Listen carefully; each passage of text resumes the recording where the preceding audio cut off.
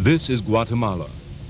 A group of archaeologists is sailing upstream towards territory located in the heart of the jungle. They are known as archaeologists of death because their mission is to locate communal graves where thousands of people who were tortured to death were buried. They belong to the Human Rights Office of the Archdiocese, which has fostered a project to locate the hidden cemeteries scattered throughout the country.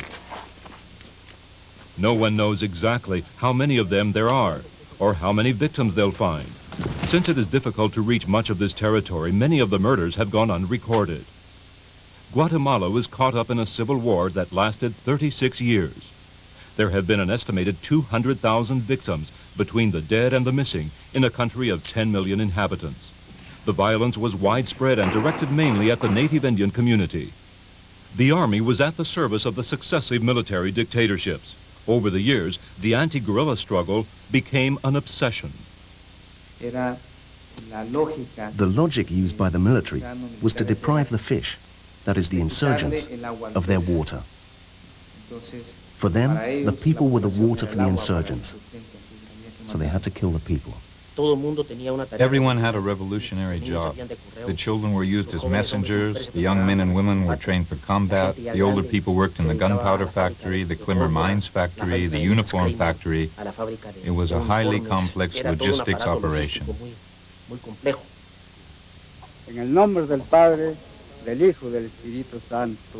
At Cojobal, in the Chimaltenango department, a group of Indians is holding a ceremony.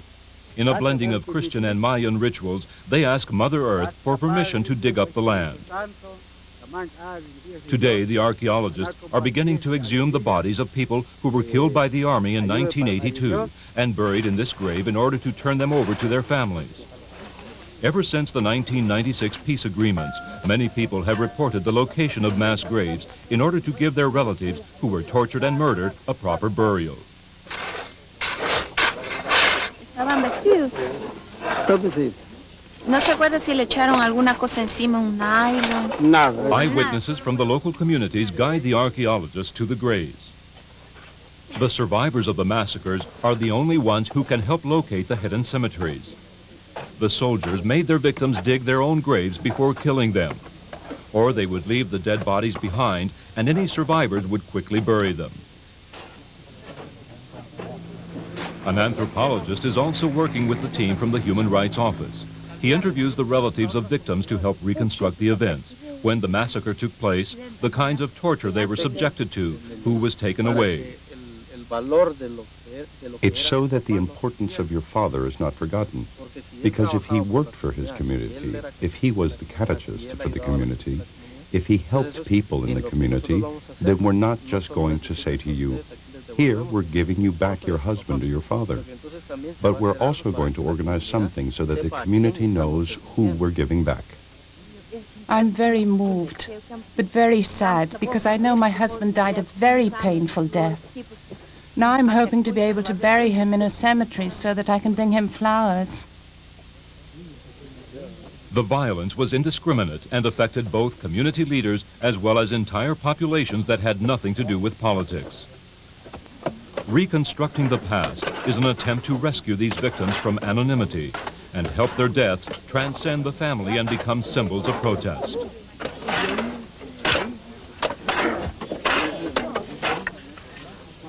Hay una parte aquí de tierra y en tela, y aquí hay un brazo.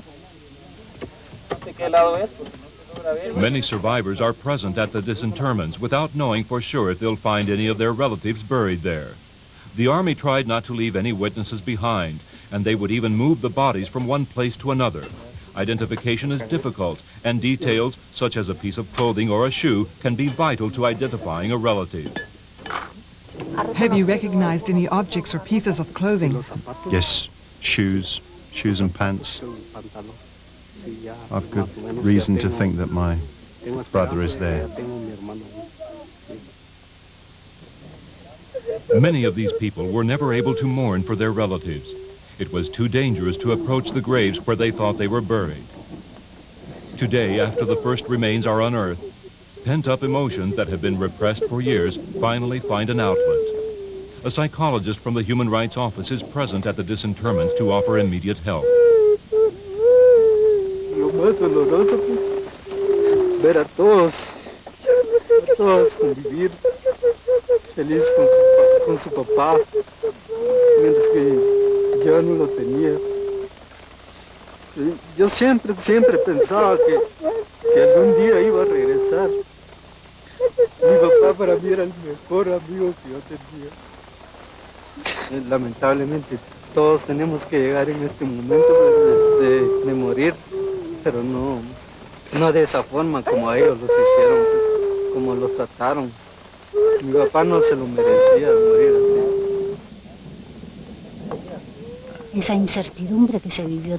The uncertainty they lived with year after year. Is he dead? Is he alive? They never cried. They never really mourned. It's at this moment, 16 years later, when they really grieve. And they experience a mixture of feelings: pain, fury, rage, sadness, depression. And our job is to try and help them accept their sorrow. The next day, the Tomb family, somewhat calmer, looked closely on as the archaeologists worked. They are hoping to recover the bodies of the father and two sons. It wasn't unusual for the murderers to exterminate entire families.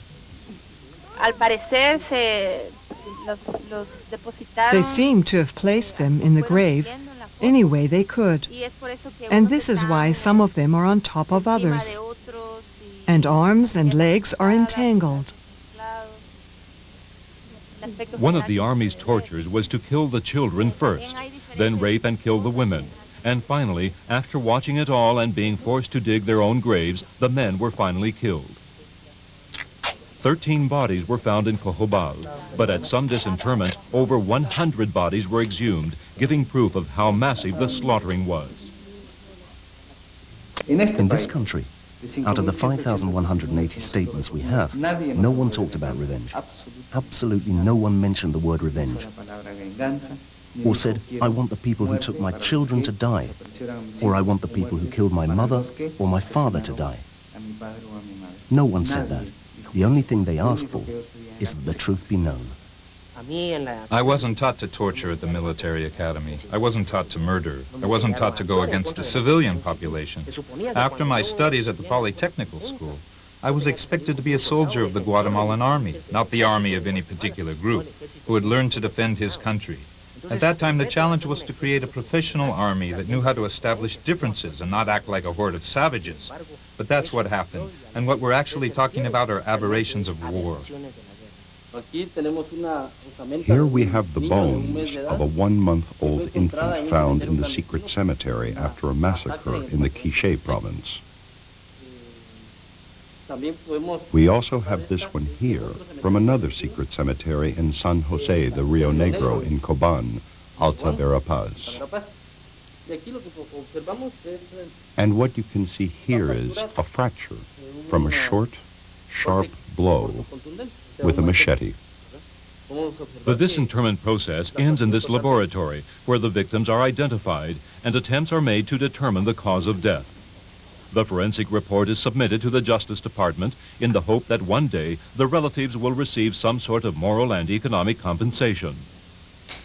Legally, the victims of the massacre are not dead, and this creates serious problems for their families, such as not being able to inherit the land, which is fundamental in a very poor, mainly agricultural country.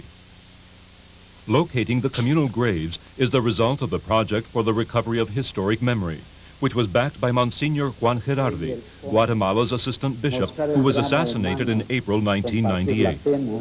La angustia de los miles de muertos, desaparecidos y torturados. This crime was a warning from those who don't want to see the past stirred up. The report includes evidence of 422 massacres, 95% of which were carried out by the army.